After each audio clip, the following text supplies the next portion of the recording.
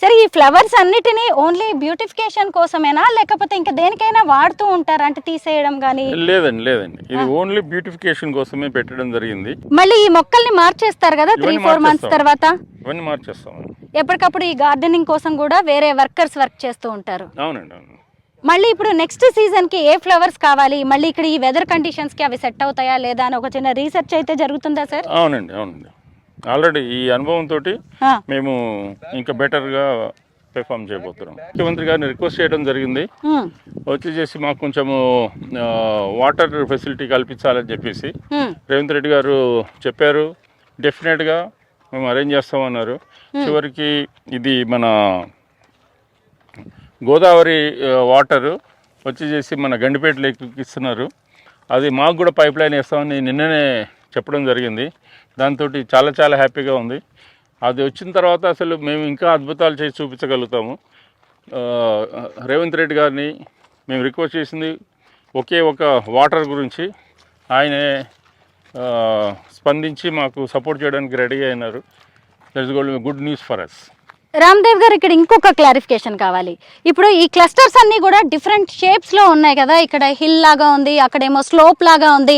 మరి ఇప్పుడు నెక్స్ట్ మీరు ఫ్లవర్స్ మార్చినప్పుడు వీటి షేప్ కూడా మారుస్తారా?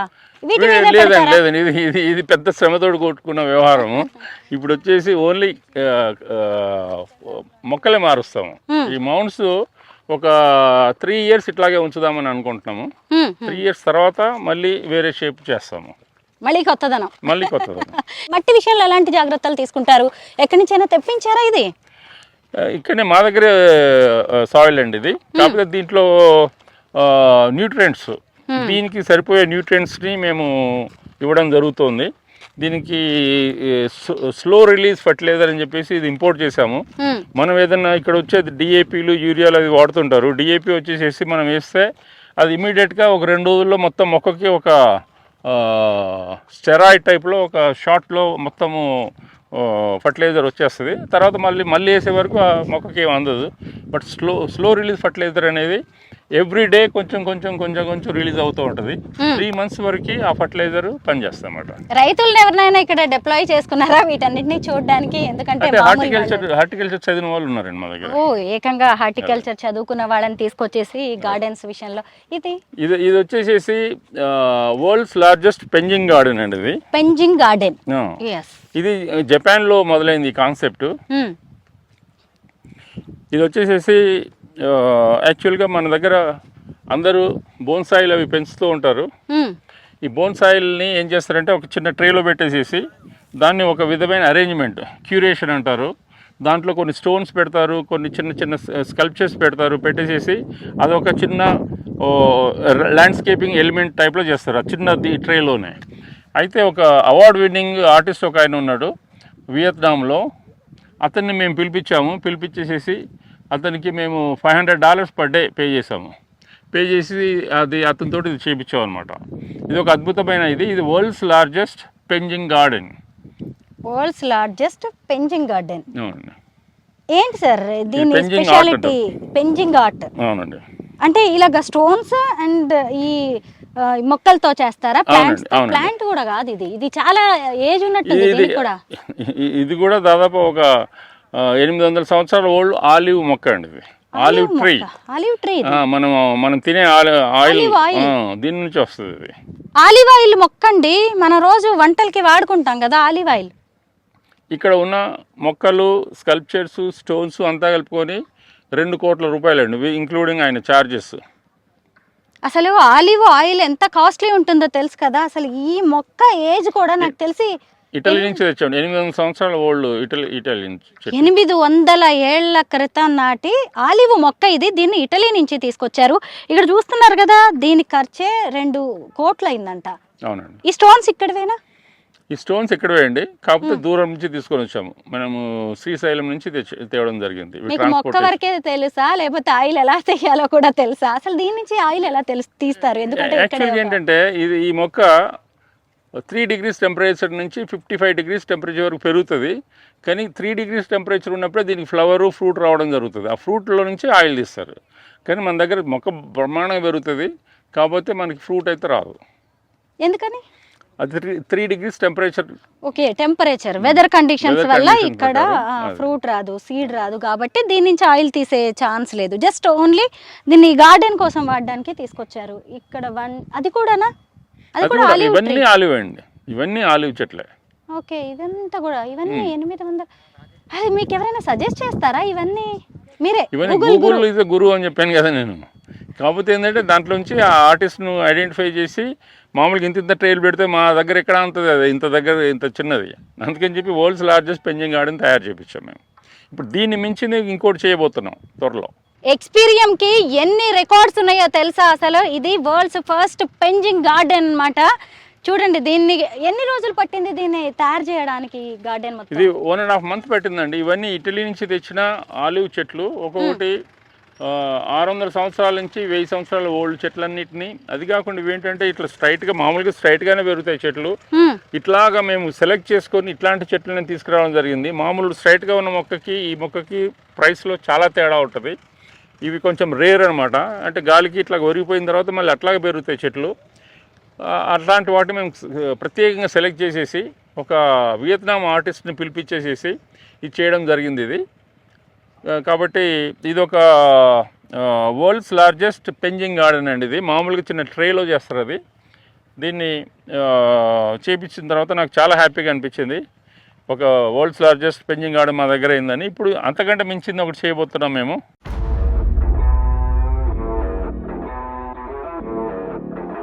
ఇవి జపాన్ నుంచి ఇంపోర్ట్ చేసామండి, గ్లాస్ బ్రిక్స్. అంటే ఇవి వచ్చేసి ఫస్ట్ టైం ఇన్ ఇండియా ఒక ల్యాండ్స్కేపింగ్లో వాడడం జరిగింది. ఇది యాక్చువల్గా ఇవన్నీ ఇటువంటి కొన్ని వింత ఇవన్నీ మేము ఇక్కడ చేయడం మూలంగా వచ్చేసి ప్రజలు చూసి ఆనందించి సెల్ఫీలు తీసుకొని అది షేర్ చేస్తూ మాకు కూడా కొంచెం మైలేజ్ కూడా వస్తుంది, తర్వాత చూసే వాళ్ళకు కూడా చాలా ఆనందంగా ఉంటుంది. అట్లాగా యాక్చువల్గా వచ్చేసి ఇప్పుడు ఇంతవరకు చాలా గార్డెన్లు అంతకుముందు ఎప్పటి నుంచో గార్డెన్ చేయడం అనేది జరుగుతూ ఉంది. కాకపోతే ఇప్పుడు ఫర్ ఎగ్జాంపుల్ ఎప్పటి నుంచో సినిమాలు తీస్తున్నారు, కానీ ఒక రాజమౌళి గారు వచ్చేసి ఒక బాహుబలి సినిమా తీసి ఒక అద్భుతాన్ని చేశారు. ఒక మన ఇండియన్ ఫిల్మ్ ఇండస్ట్రీని మార్చేశారు. అట్లాగా మాది గార్డెన్స్లో మాది బాహుబలిని మించింది ఇది. అది నేను చెప్పడం కాదు, రాజమౌళి గారే ప్రత్యేకంగా దీని గురించి చెప్పారు. ఒక 3 సంవత్సరాల క్రితం ఇక్కడికి వచ్చారు. వచ్చినప్పుడు అడిగాను నేను, రాజమౌళి గారు దీంట్లో ఏమన్నా మేము ఏదో చేసేస్తున్నాము, మనసుకు తోచింది చేస్తున్నాము, దీన్ని ఇంకేమన్నా తేడాలు ఉంటే చెప్పండి, ఇంకెట్లా మారిస్తే బాగుంటుందో చెప్పండి మాకు, ఆ విధంగా మారుస్తామంటే, మీరు బ్రహ్మాండం చేస్తున్నారు రామ్దేవ్, వచ్చి ఇది కంటిన్యూ చేయి, ఇంకా దీంట్లో మార్చాల్సింది ఏం లేదు, కాకపోతే నేనే ఒక గార్డెన్ చేస్తున్నాను అక్కడ నల్గొండ దగ్గరలో, మీరు వచ్చి అడ్వైజ్ చేయండి అని చెప్తే నేనే వెళ్ళి రాజమౌళి గారికి చెప్పడం జరిగింది. అది నిజంగా చాలా ఆనందకరమైన విషయం నాకు. రాజమౌళి గారు లాంటి వాళ్ళు వాళ్ళ గార్డెన్ చేయడానికి నన్ను ఒక అడ్వైజ్ అడిగారంటే, ఏదో చిన్న అడ్వైజులు ఒక 2-3 సార్లు పోయి చిన్న అడ్వైజులు ఇవ్వడం జరిగింది. చాలా హ్యాపీగా ఫీల్ అయ్యారు. అట్లాగా చాలామంది దీన్ని అప్రిషియేట్ చేయడం జరిగింది. దీన్ని నేను పెట్టిన పెట్టుబడికి నాకు రిటర్న్స్ నా లైఫ్ టైంలో రావు. పెద్దలు చెప్పిన ఈ మాటలు చాలా నా కడుపు నిండిపోతుంది.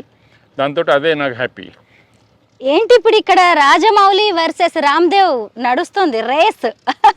ఇద్దరు కూడా హెల్తీ కాంపిటీషన్ నడుస్తుంది, ముఖ్యంగా గార్డెన్స్ విషయంలో. ఆయనేమో సెట్టింగ్స్ వేస్తారు, ఈయనేమో ఏకంగా ప్రాణం పోసేస్తున్నారు మొక్కలకి కానీ సెట్టింగ్స్కి. అయితే మనం ఇప్పటి వరకు కూడా చాలా వరకు అందరూ క్లే బ్రిక్స్ చూస్తారు, లేదంటే సిమెంట్ బ్రిక్స్, వుడెన్ బ్రిక్స్ లాంటివి ఉంటాయి, కానీ గ్లాస్ బ్రిక్స్ కాస్ట్ కూడా చాలా అవుతుంది. చాలా ఎక్కువ అండి. ఏంటి దీని కాన్సెప్ట్ రామ్దేవ్ గారు? ఇదంతా అదే అండి. ఇప్పుడు వచ్చేసి ఒక డిఫరెంట్ లుక్ రావాలనే ఫీలింగ్ తోటి ఇట్లా వుడ్ తోటి చేసాము, ఈ గ్లాస్ తోటి చేసాము, ఇట్లా చెట్లతోటి చేసాము, ఇట్లా రాళ్ళతోటి చేసాము, స్కల్ప్చర్స్ తోటి చేసాము. ఎందుకంటే ఒక్కొక్క ప్రదేశంలో ఒక్కొక్క డిఫరెంట్ కాన్సెప్ట్ తోటి చేయడం మూలంగా వాళ్ళకి ఏంటంటే వచ్చిన వాళ్ళకి ఒక్కొక్క ఫీలింగ్ అనేది రావడానికి అవకాశం ఉంది. ఒక మంచి అద్భుతమైన ఒక హ్యాపీనెస్, దాని గురించి మా ప్రయాస. ఇప్పటి వరకు వచ్చిన అందరినీ అడుగుతూ ఉన్నాం మేము, వచ్చేసి ఎలా ఉంది అని చెప్పేసి. వాళ్ళు కూడా చాలామంది మాత్రం మంచి ఫీడ్బ్యాక్ ఇస్తున్నారు. ఇంకొక రానున్న 2-3 సంవత్సరాల్లో ఇది ప్రపంచంలోనే నెంబర్ 1 పార్క్గా మారుద్దామని చెప్పి నేను అనుకుంటున్నాను. ఇప్పుడు మటుకు నేను నా ఉద్దేశంలో ఇది ఫస్ట్ నెంబర్ 3లో వస్తుంది వన్ ఆఫ్ ద పార్క్. అంత గట్టిగా చెప్పగలుగుతాను, ఎందుకంటే నేను ఆల్రెడీ తిరిగి చూసి ఉన్నాను అన్ని పార్కులు. కాబట్టి ఇక దీన్ని నెక్స్ట్ లెవెల్కి తీసుకుపోదామని అనుకుంటున్నాను. Coming back to greenery once again, ఇక్కడ కూడా మళ్ళీ మొక్కలు వస్తాయా? ఇక్కడ మొక్కలేం రావండి. లేదు, లేదు. ఓన్లీ ఇలాగే ఒక సెటప్ లాగా, అంతే. సెట్టింగ్స్ లాగా. Setting. ఇక్కడ ఏమైనా జరుగుతాయా? అంతా ఓపెన్ ప్లేస్ ఉంది, లేదండి, ఏమైనా ఈవెంట్స్ ఇక్కడ కోసమా? ఫుడ్ కోర్ట్స్ అవి వస్తాయండి. Yeah. ఇప్పుడు అవి దాని కింద flea market, food courts. Okay. అవి